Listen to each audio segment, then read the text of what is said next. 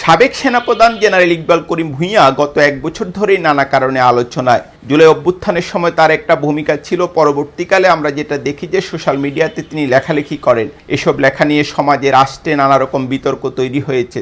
সর্বশেষ ইকবাল করিম ভূঁইয়া নতুন একটা দাবি নিয়ে হাজির হয়েছেন। তিনি বলছেন যে সেনাবাহিনীকে ব্যারাকে ফিরিয়ে নিতে হবে।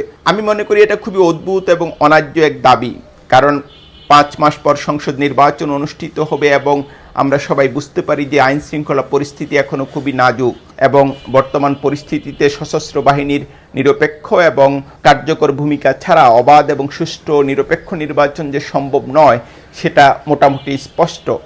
এই পরিস্থিতিতে বরং সেনাবাহিনীকে আরও কার্যকর করতে হবে এবং নিরপেক্ষভাবে তাদের দায়িত্ব পালন করতে হবে।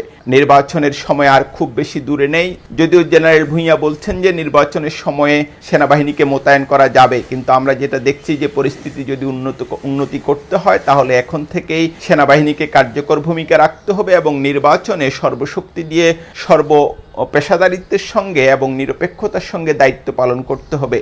তাহলেই কেবল বাংলাদেশে একটি অবাধ, সুষ্ঠু এবং নিরপেক্ষ নির্বাচন সম্ভব। জেনারেল ইকবাল করিম ভূঁইয়া এখন এই দাবি নিয়ে কেন হাজির হলেন সেটা আসলে একটা বিরাট প্রশ্ন। তার আসলে মতলবটা কি সেটা নিয়েও নানা রকম আলোচনা চলছে।